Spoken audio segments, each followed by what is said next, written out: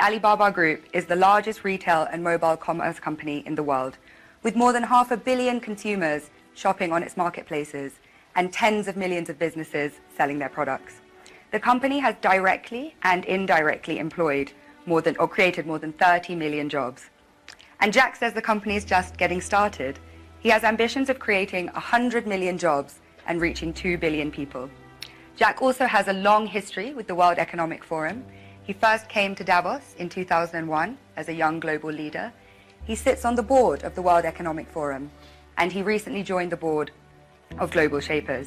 We are so lucky to have Jack with us here today. Thank you so much for making time for the young communities within Davos. And can I please ask everyone to join me in giving Jack a very warm welcome. Thank you.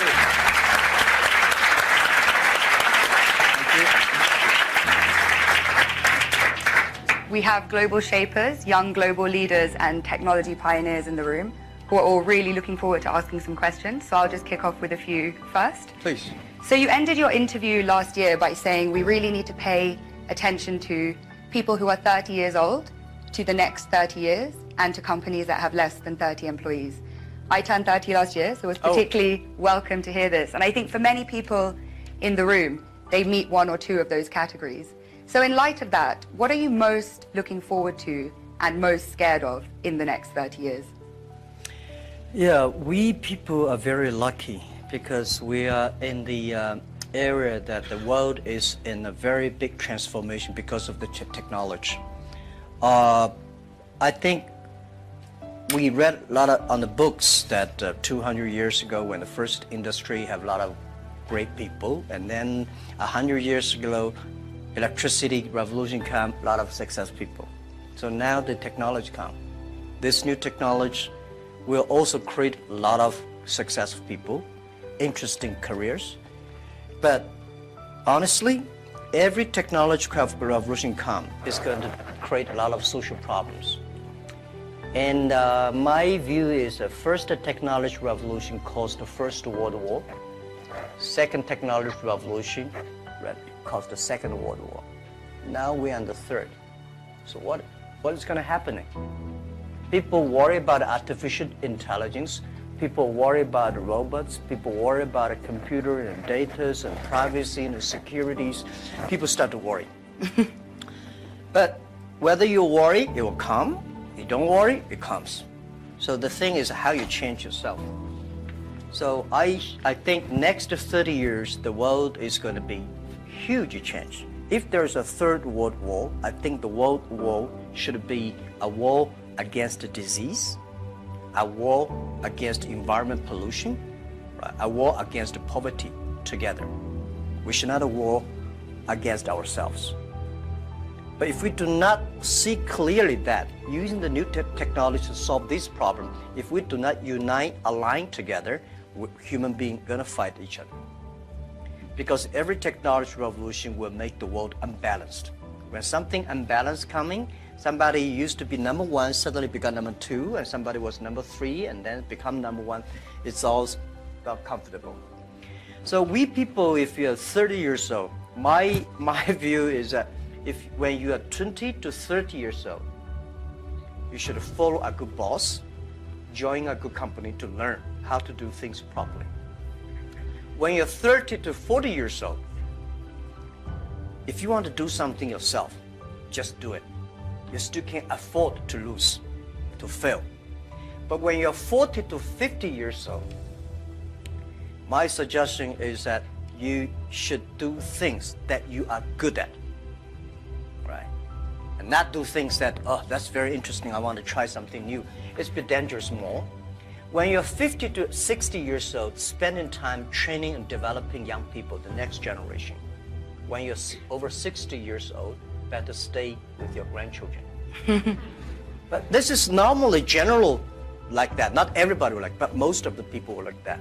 So 30 years old, we people, next 30 years, are the luckiest period. We have a lot of challenges, a lot of things that are happening, and with our knowledge, with our physical power, it's time you need to change. You have to think, if you want to be successful tomorrow, it's impossible. If you want to be successful a year later, it's impossible.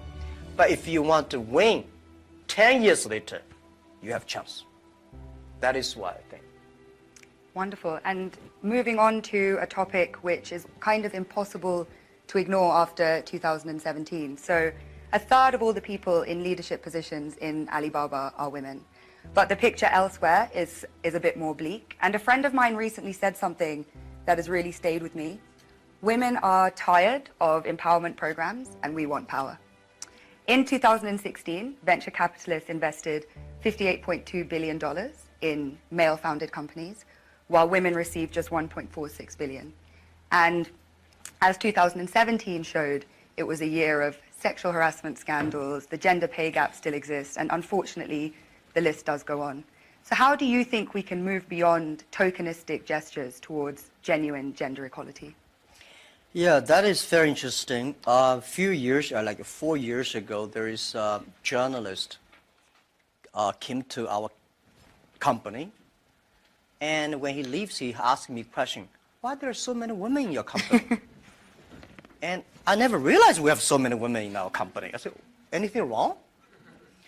Today, we have a 49%, close 49% of the employees of our company are women. That's a lot for a high-tech company. It's not on purpose we hire women. We think they are great in helping us to grow. Alibaba is an e-commerce company. E-commerce is a service industry. To serve people better, you should have a service heart. We find that women doing much better jobs than men. And the second is that last century, people compete because of muscle. No, not this century is not muscle, it's the wisdom.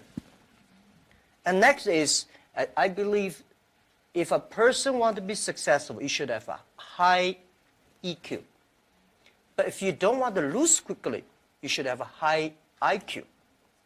But if you want to be respected, you should have high LQ, the Q of love. So those three Qs put together, a lot of men, they have a high IQ but low EQ, and a very tiny LQ. Women, balance-wise, they're the best. If you want your company to be successful, if you want your company to operate with wisdom, with care, women is the best. In my company, we notice that women, they care others much more than men. Even on our site, today on shopping site, e-commerce, we find women buy a lot of things. But they buy for their husband, their parents, their kids. Men only buy for themselves mostly. Because you care, that makes you the difference. So we have a 49% of the colleagues in the company are women, and close 37% of the senior management are women. We never feel anything wrong, and women, they sacrifice more. When they love it, they believe it, they continue to do it. So I think one of the secret sauce for Alibaba to be successful was successful in the past 18 years because we have so many women colleagues. And the other thing is that we feel so proud. And you know, most of the time you see I go out, I never realized that when we count always 50% of women with my delegation, my team. Because we never think they're women, we think they're great colleagues. So if you try to say, now we got too many men, so we have to put some women inside, that's a disaster for both sides. So what would your advice be to companies that operate a little bit more on that quota-based system but seem to be not making progress or not having such kind of representation? When you have a quota-based, you must have a lot of women. You will never reach that. I think if a company full of men, trust me, this company cannot be sustainable, cannot keep on growing. Because just like a steel, if you don't put wood inside, the steel is too tough. It's easy to break. So when you have a woman and a man in the same company, when something happens, the women are for example, one of the values for our company is that the number one value is customer number one. employee number 2, shareholder number 3. This is everywhere I go. Wall Street did not like my point, but this is what I said, you know. If you like us, invest in us. If you don't like us, please sell our stocks. Don't buy us. We believe customer number 1, employee number 2, shareholder number 3. But when we start to compete, men suddenly get very angry, and you know they start. And women always come and say, no competition. Let's think about customer number 1. Most of the women, they believe in the first day dream or first day love. Most of the men, easy to forget. I'm sorry, it's not I say bad about men. This is statistic. This is statistic. This is why our company work the balance, and it's naturally happening. It's not like we. So a lot of people have a tendency, man is better in doing things, but we don't. We think that even if man is better, we still have to hide the woman inside. And then the women have enough women will hire people more. So this is how we did it. So I don't know how many high-tech companies in the world like us, 49% colleagues are women. We feel proud of that. As you should be, and I think it's a very strong message to send out to, like I say, other companies that have a range of reasons for why that's not the case. Because clearly you've been able to build the most successful one with that being so. So you just came off stage after giving a talk about digital e-commerce and what needs to happen for small businesses and entrepreneurs to benefit from globalization. At a time when globalization once again is being questioned, is it really delivering for the most vulnerable? Is it delivering for people in the global south, etc.? So what is your message to people in this room kind of about globalization, really? I think globalization cannot be stopped. Nobody can stop globalization. Nobody can stop trade. And I believe if trade stops, war starts. Trade is the way to solve to dissolve the war, not to cause the wars. I think globalization did a fantastic job in the past 30 years. Enriched a lot of countries, but of course caused a lot of problems, right? Young people did not have opportunities. Small business have not opportunities. Developing countries were neglected. But it's only 30 years. It's a baby. It's a growth. You have to improve it. If you do not improve it, then you kill it. It's easy. Most of the time, to kill something is much easy.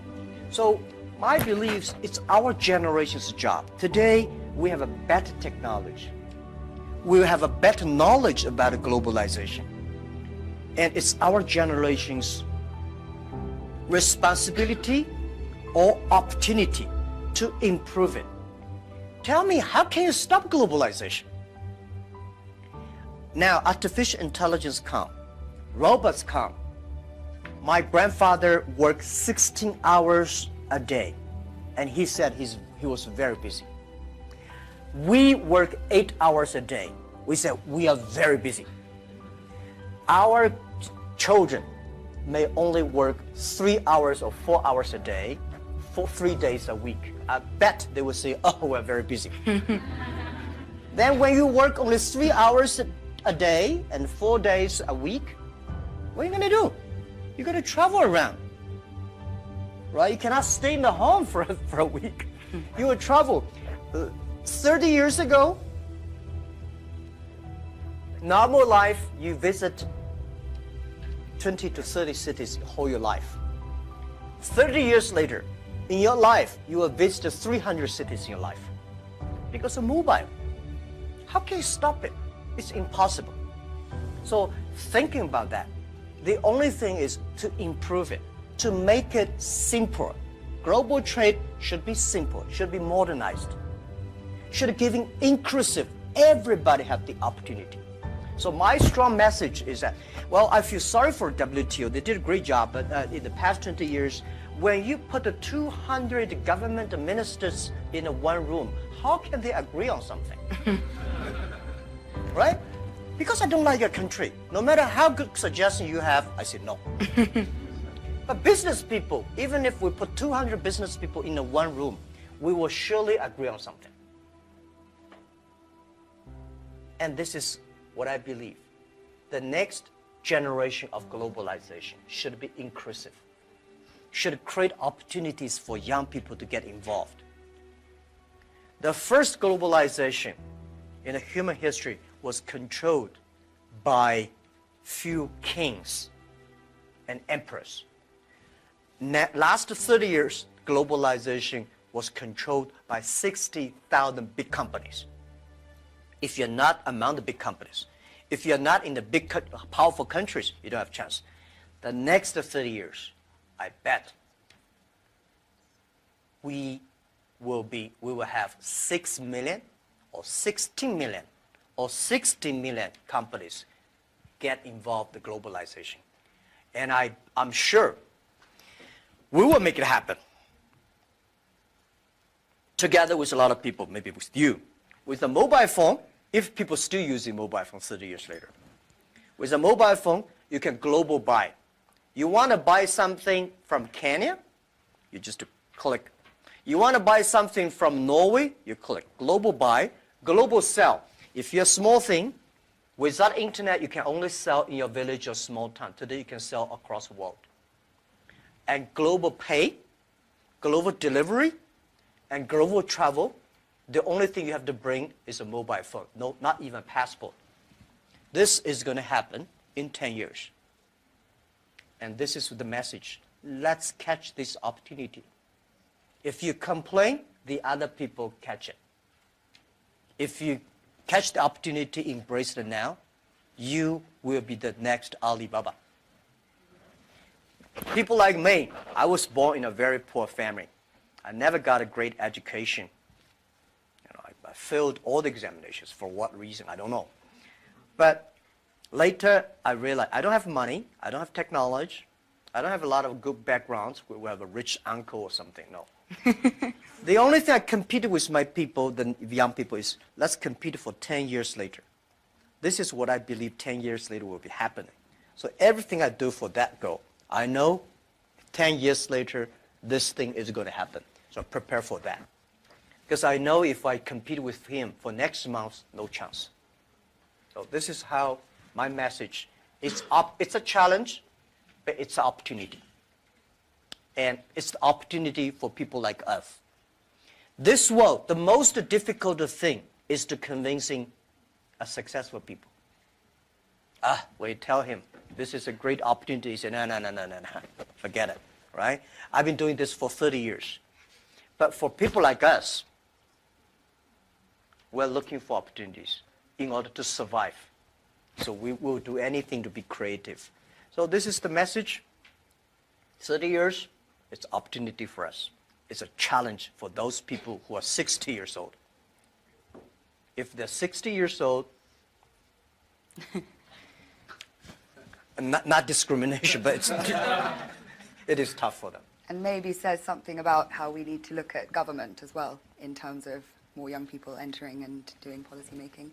So if there are these 6 or 16 or 60 million businesses and we're all kind of hyper-connected, on a more fundamental level, do you think consumption is making us happy? Consumption? What do you mean consumption by making us happy? But through consuming, are we becoming happier through being more connected? Is that genuinely Yeah, driving of course, connection? consumption will make, without consumption, definitely we're not happy, right? But if their consumption may not be, the thing is that for me, people like me, people say, Jack, you are very rich, but I don't have time to spend money. And I know this money does not belong to me. When I have 1 million, 2 million, it's my money. But when you have 20 million, problem comes, you think the US dollar is going to devalue or English pound and the stock market is going to problem. When you're over $1 billion, that is the responsibility because the society trusts you can manage the money better. If you think that is your money, you'll get into trouble. This is what I always believe. That's the, how can a person have 20 or $2 billion? No matter how hard you work, you should not get to 2 billion or 20 billion. The money people put on you is the trust and credit you have. So you should spend money better than government. You should spend money better than the other people. Spend money on the right places. So consumptions, yes. And I can service industry. Let me tell you one thing. The AI robots is going to kill a lot of jobs. Because in the future, machine. But there will be, we have to create modern service industry. Service industry is going to have. Service is got a lot about consumptions. So doing the consumptions, service industry has huge hope. But you have to do uniquely. I think from that slightly philosophical point, we can turn to the floor for questions. So if you, if you could please introduce yourself, say where you're from, please keep your questions succinct so we can take as many as possible and relevant for the whole group. Great, so would you like to go first? Hi, my name is Parv. I'm a global shaper from Chicago. And you just talked about philanthropy, and I'm curious if you could talk about how you see your role is changing in the giving space, particularly given the fractured world we live in. Yeah, I think philanthropy, it's not about helping others. It's about helping yourself. I had a huge debate with my colleagues. Several years ago, there's a big earthquake in China. And there was a big earthquake in Japan. So we donated I forgot the exact, like $20,000 to Japan, $10, $15 to China. And people say, why we donate that little? Because we are, we have a lot of money. And my point is, no matter how much money you donate, 2 million, 20 million, that money compared to that is tiny. You cannot change a lot of things there. The thing you donate because you change yourself. When you change, the world is changing. You have to change yourself, right? And the next thing is that philanthropy is about action. It's about involvement. It's not about giving money. It's about to wake up people's consciousness. So I think, to me, I grow up, and my globalization is grow up in this place. Year 2001, when I was nominated as a young global leader, I had no idea what is Davos, where is it, and what is about a young global leader. But I came here, I learned, I listened about these corporate global citizenship and globalization, all things. I grow up. I understand. This is, to me, it's like a philanthropy. And this has changed to me because I told Schwab that every time I come to Davos, I want to spend time with young people. Because I benefit from young global leader, early days. When I listened to Bill Gates and Bill Clinton and George Soros, these guys, at that time we don't have that many people. Very poor facilities. Well, very cold. I work like 30 minutes driving in a bus coming here and watching. But now I think still have. But this is good. This is the tuition we pay for a grown up. And now, to me, I think spending time with you benefit me, and also I want to tell you my true experience. It's a philanthropy. It does not necessarily mean money. So, by charity, you cannot change the world. But if you have a philanthropy heart, you can do a lot of things. So I find this one, unfortunately, a lot of people have a business heart here, making money, but do things like a philanthropy. What we should do is should be a philanthropy heart, but have a business skill. I hate a lot of people do the opposite. They want to make money, but they talk like a philanthropy. And they do like a philanthropy, waste a lot of money. So this is what I mean. And it's, if you want your team to continue to work with you all your life, you have to plant the seed of care the world, care others. The first day they join, I don't like a lot of companies make a lot of money because making pollutions, counterfeit products. By end of the year, donate some money.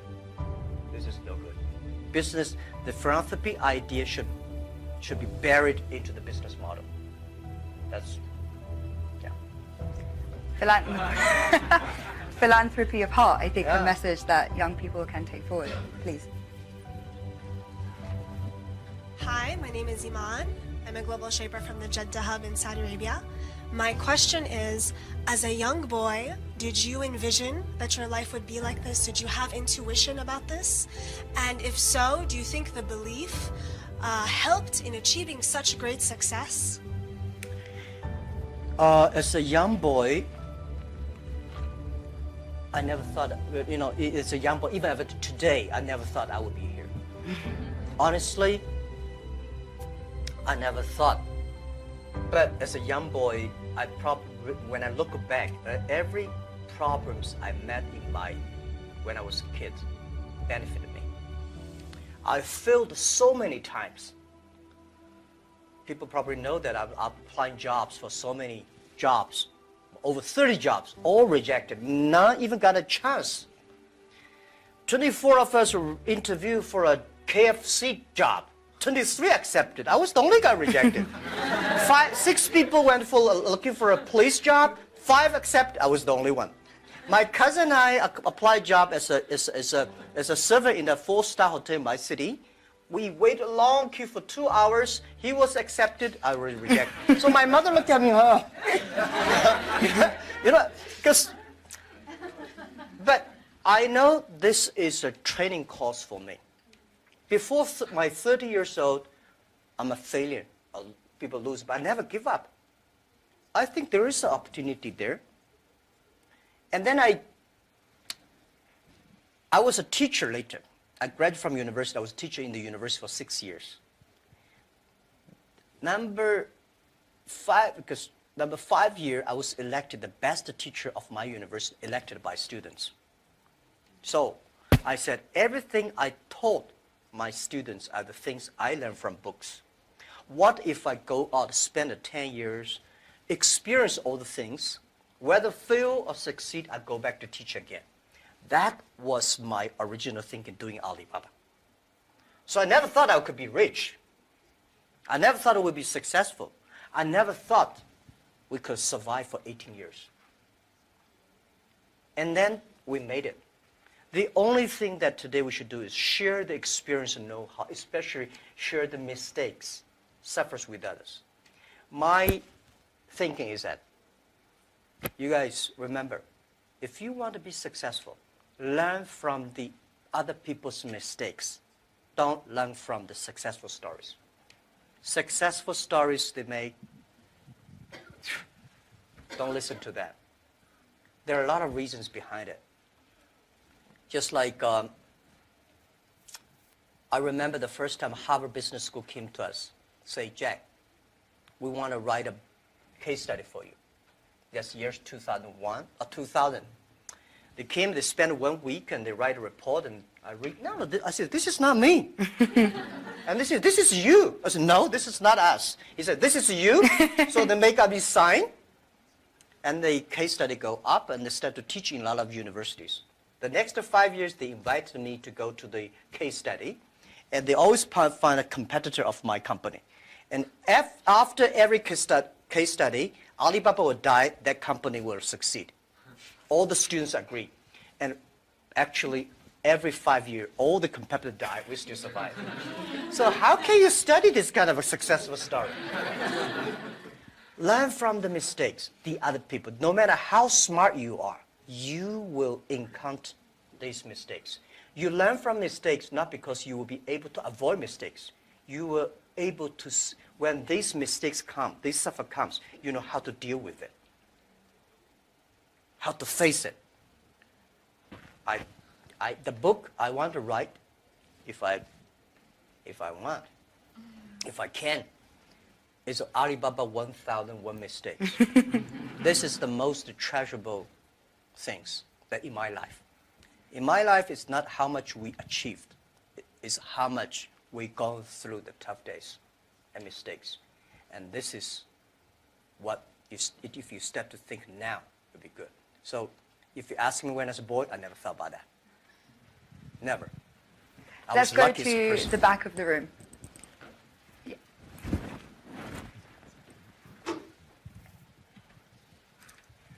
Fanlin, YGL from Shanghai.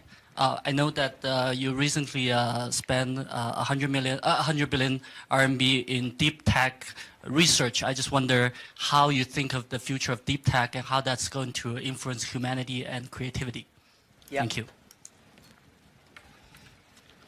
I think technology, as a company, we invest 100 billion RMB, which is like 150, right?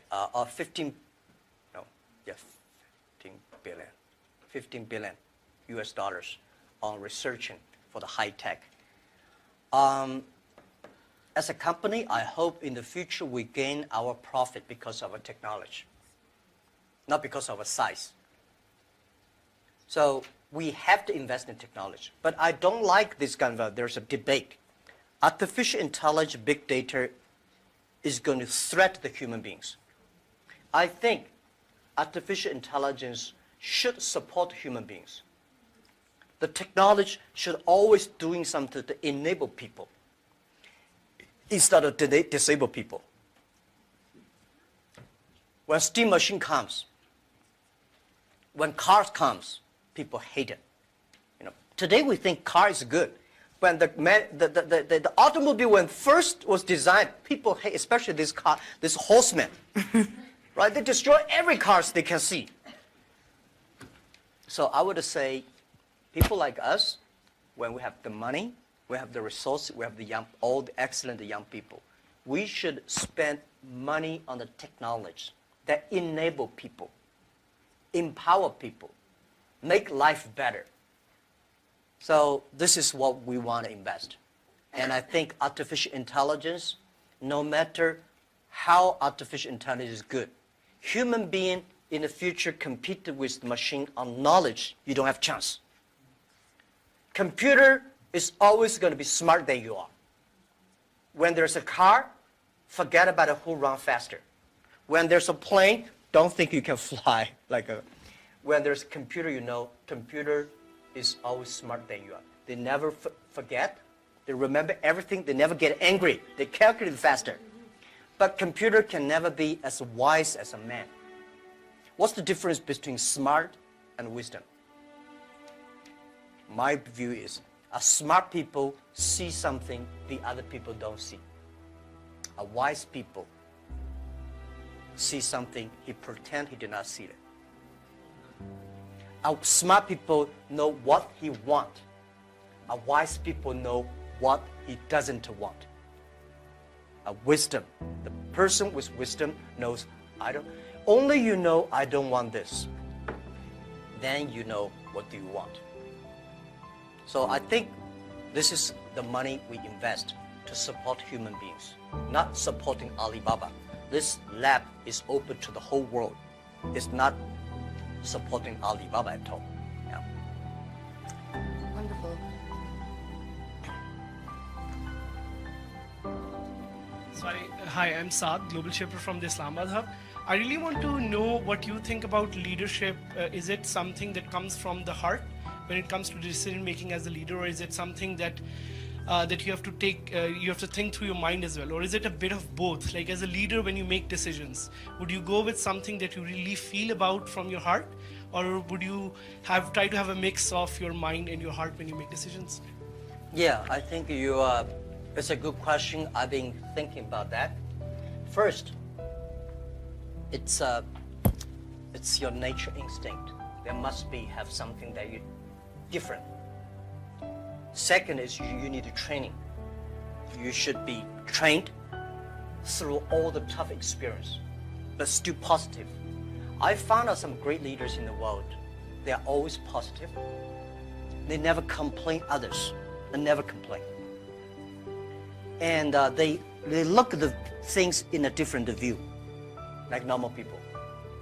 So I think people in my company, at the beginning they don't like me because I'll always think about 10 years, 5 years.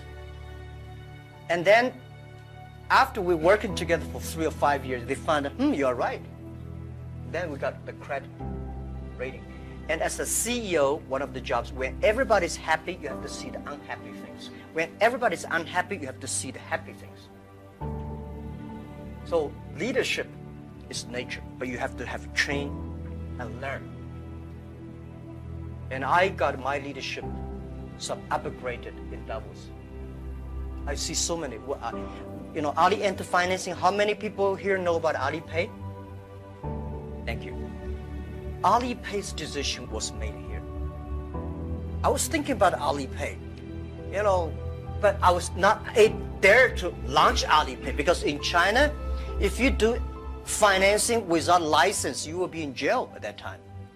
So I went to the banks. Can you help us do the e-commerce on transaction? No. No banks would accept it. So if there will be no Alipay, no financing, the e-commerce will go nowhere. So I was, year 2004, I was here. Listen to a speech by two state leaders about leadership. And this guy said, leadership is about responsibility. You believe it, but the people don't believe it. But if you think it's so critical, you should pay any price to do it. So that day changed my mind, and I called back to my team, say, let's launch it within 1 month. If somebody has to go to the jail, I go to the jail. Who will be the second one follow me? If I go, you continue, and you go to the jail, you go continue. That was called the leadership determination. And year 2004, I made the decision here, I called it back. And now today the Alipay launched, and it's so big, over 800 million people today using Alipay globally. This is called, Wonderful. Shall we take one from YGL to be fair? Any questions? Yeah, please. Hello, my name is Pablo from Costa Rica, YGL. And given your perspective of caring and being a trustee of all this, what do you do for self-care and also maybe within your company? Because earlier on, often you can cut through sleep or other things in a silly way, and you realize that if you plan for the long term, one also has to take personal care, be either mindfulness or prioritizing better. And how are you doing this, and how do you promote that in your company? Well, I'm lucky that I have 18 co-founders, and most of them are students. When in my apartment, I told them my dream and my vision, and we videotape. Funny thing is that when Alibaba launched for the first day, I said, let's videotape everything, every important meetings that we join together. The purpose is that someday, if we fail, we give the videos to the people to research why we fail. If we succeed, give the videos to the other people. So we have almost a whole house of videotapes. So the first videotape, I speak for 2 hours, and those guys look at me, okay, so that's what you want to do? I said, yeah, this is what I want to do. I was the first, I know nothing about technology. I know nothing about management. I know nothing about, but the only thing is that you don't have to know a lot of things. You have to find the people who are smarter than you are. My first way is always find people who knowledge on computer smarter than I am. Accounting, smarter than. For so many years, I always try to find the people smarter than I am. And when you find so many smart people, my job is to making sure the smart people can work it together. And then if smart people can work it together, it's easier. The vision they will believe. Because if stupid people can work it together easily, smart people can never work together. But stupid people work together easily, they don't believe the vision. The people who believe the vision, but they don't work together. So very important is finding smart people, and my job is 2 things. Making sure they work together. So the culture is important. Long term, you should be ideal with great, strong vision leader, but you should also have to survive today. If you don't survive today, you're gone. So The best way to promote your company is not you. It's not me as the CEO. The best way is your product, your services, your employees. The best product of your company is your employee. So I spent a lot of time, early days. For the first 2,000 employees of Alibaba, I speak everybody for 1 or 2 hours when they're joining. I said, I will never promise you will be rich. I never promise you will be promoted. But I promise you'll suffer. I promise you will have a terrible life, and right? And all the terrible things I promise when joining this company. Right? But good things, if you promise good things, you are misleading them. Because I cannot promise myself. We know this is the future, but we are not sure that we will be there. But if we don't work together, we all will lose our job. So that's the thing. And they do always say, and I think I've experienced this myself, if you knew how hard it would be, would you do it? And it seems for you, a key part of leadership is leaving the ego at the door and being willing to hire people better than you, who you can then kind of empower to carry out your vision. Yeah. Wonderful. Yeah. Hi, I'm Iman from Global Shaper Jakarta Hub. How does your experience of being a teacher influence how you run the business today? And do you have any message for those who are working in education space? Thank you. How does your experience of being a teacher in early days influence how you run the business today? Yeah. Let me tell you one thing. I never thought I could be a CEO. I never thought later I'd become a good CEO. One of the things I learned is from teachers. As a teacher, very important character of a teacher is the teacher always expects his students better. I want this student to become a banker, that student to become a mayor, that guy is a scientist. This is all teachers want. If you don't have this kind of thinking, it's a terrible teacher. A good teacher always wants the other people better. You don't want this teacher in jail, that teacher is a bankrupt, that teacher is, you know.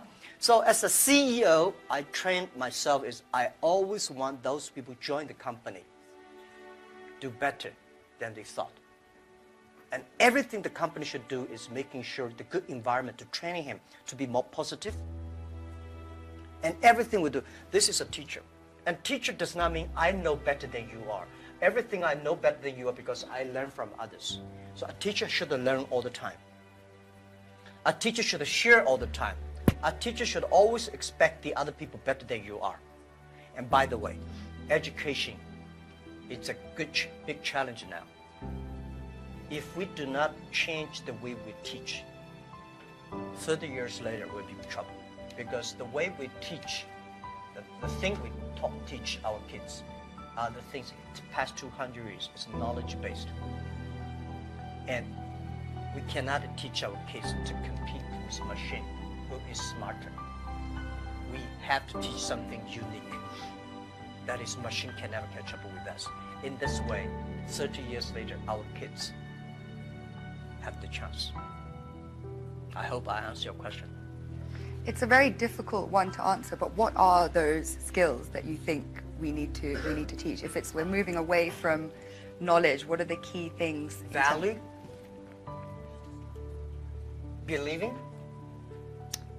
independent thinking, teamwork, care for others. These are the soft part. The knowledge may not teach you that. Folks, that's why I think we should teach our kids on sports, entertainment, the music, the painting, art. But making sure humans should be different from everything we teach should be different from machine. If the machine can do better, you have to think about it.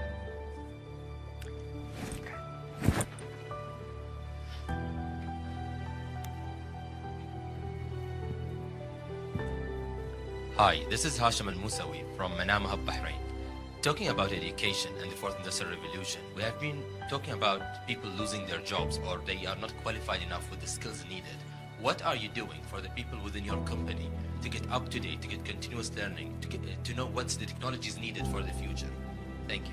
Okay, luckily I don't have to do a lot of these kind of things in my company because we are fighting every day for the future. We know if we do not work hard, Facebook, Google, and Amazon, all these going to do better, right? So this is why we are globalized. It's a competition globalized, but we know that it's not about technology competition. All the people today, not like 18 founders, we only have 2.5 people are engineers. Today we have more than 25,000 engineers. They are all smart people. They do much better job than the 18 years ago. But the only thing I want to making sure that these people have a philanthropic heart. Because the data we have, the technology we have, if they do not have a great heart inside, we are going to make disaster for the world. Google, Facebook, Amazon, Alibaba, these companies, we are the luckiest company of this century. And we have the luck, if we're lucky, we have the responsibility that we should have a good heart to do something good.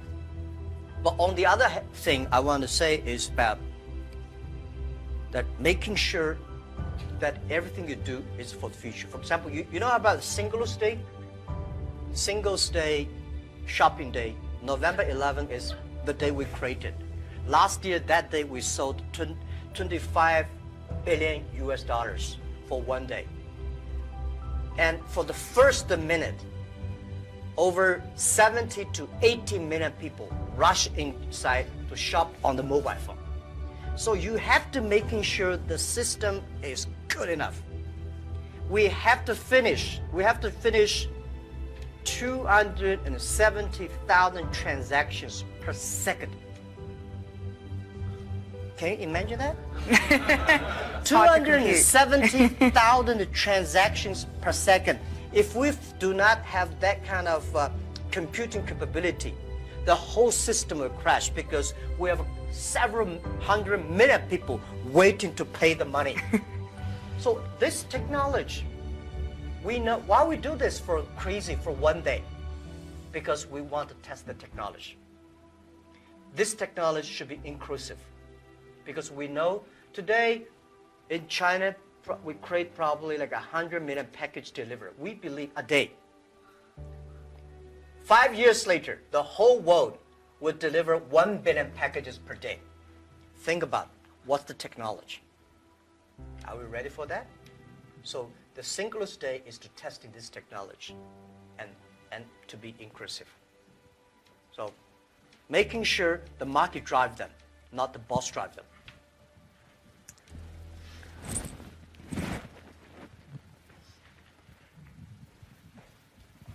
Thank you, Harry. Thank you, Jack.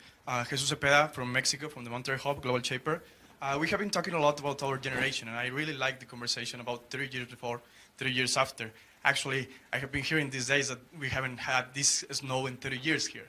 So the question is going to a quote of Professor Schwab. He said a couple of months ago to the Global Shapers that we're the first generation that is going to suffer about climate change, and we are the last one that can do something about it. So with your teaching passion, what are the 3 things that you are saying to educate the 10 million employees or the 100 million employees or everyone who's looking at this video to develop an environmental mindset, a spiritual mindset, a non-fragmented world mindset? Okay. First, let me say this. Every disasters, the environment disasters, is a reflect of human heart today. Because when we need too much, we destroy a lot of things.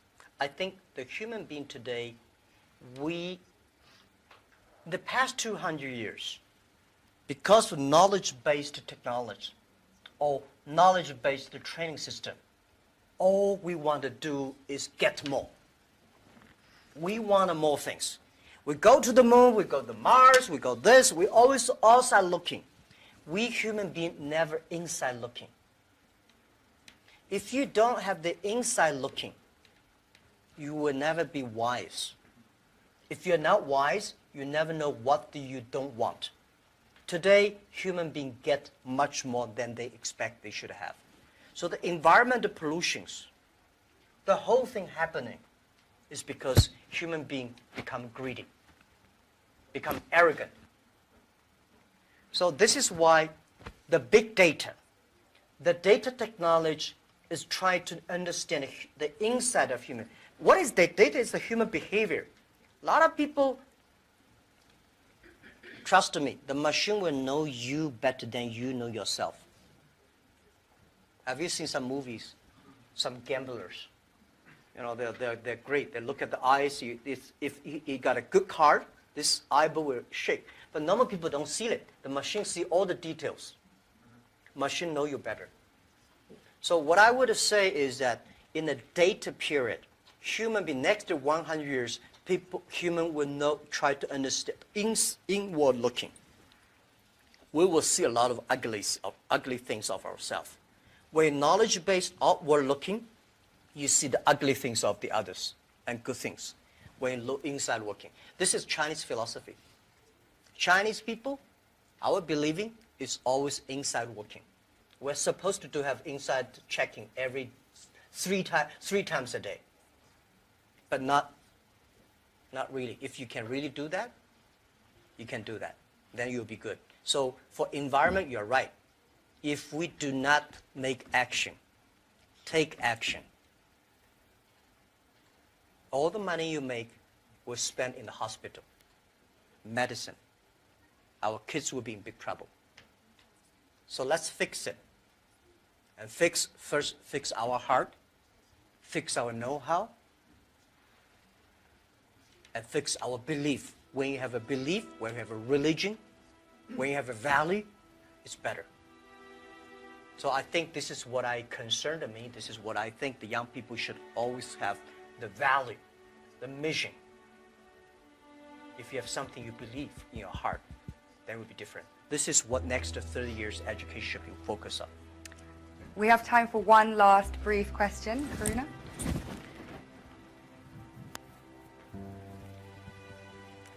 Thank you. This is Karuna from the Portals Hub, Mauritius. And my question is, you talked about your workplace culture. I'd like to have one or two examples, if possible, of how do you motivate your employees. And I'd like to throw in a last question is, how much do you sleep? Because this is such a controversial topic and I keep hearing different versions. Thank you. What about keep the different versions? Some people say you don't sleep. I've heard CEOs sleep only 3 to 4 hours, and whereas I've heard you need at least 8 hours. So yeah, I'm a bit divided and I'd love to know your secret. Thank you. Yeah. How do I motivate, incentive or motivate my colleagues? You have to find the people that can mobilize themselves. It's impossible to encourage a negative person. So the people you hire, the people work together, they have to be, or you cannot, we have 65,000 employees now, you cannot hire all of them that positive, but at least the people work with me. My management, leadership, several areas, they have to be positive. They have to know to incentive the others, because I cannot incentive everybody. And making sure the culture. So I think it would be very painful for me to talk to my vice president, and he need to be incentivized and mobilized every time, right? This won't work. If he does not know how to incentivize or mobilize his people, it's better. I don't think he will be the vice president. He should be a good engineer, good designer, but not a good leader. A good leader should know how, but not by only money. Most of people incentivized or mobilized not because you give them a lot of money. You give them respect, trust, appreciation, and correct, heartful advice. When you come to my meetings, internal meetings, you will be shocked. because we are not like a lot of the other Chinese company. The boss say everybody listen, take notes, and go down. We are like a war room. We make decision based on whose voice is louder. Right? Early days, we fight and talk, and then making sure everybody speak up. Right. So this is also a way of mobilize and incentive. There are a lot of ways, and different people have a different way to send incentive. So this, how much time I sleep? Yeah, I have a problem. I mean, I sleep not very short, but not good, and I don't eat a lot. This is something that I was curious. I don't eat a lot. I'm a very picky on the food, and I don't know. Sometimes I would love to see what the things that make me work like that. But for sure, that if I suddenly give me 1 month vacation, I'll collapse. I think there'll be something in my heart, maybe the mission. At the beginning, it's a mission of 18 people. Today, we have 65,000 people. They all believe the mission. So if I give up, I can give up my position, but I should not give up the mission. If I give up, everybody say, hey, no. So, and then especially today, Alibaba at this size, people continue to say, for this size, the growth rate will be tiny or down. So what's the 10, 20 years Alibaba will look like? If you want to still be greater or triple our size, what the direction? How to do it? So I spend a lot of time thinking. And I love to think. Good thing is I have a good team now. I think, I do the talk, they do the work. Yes. On that note, I'm sorry we didn't have a chance to take everyone's questions. We'll just have to make this an annual convening from now on. And I hope you can all join me in thanking Jack for his strong message of youth, inclusivity, particularly in the context of trade, and how we should all take time to look inside ourselves, cultivate our wiseness, because that's how we'll differentiate ourselves from machines. Thank you so much.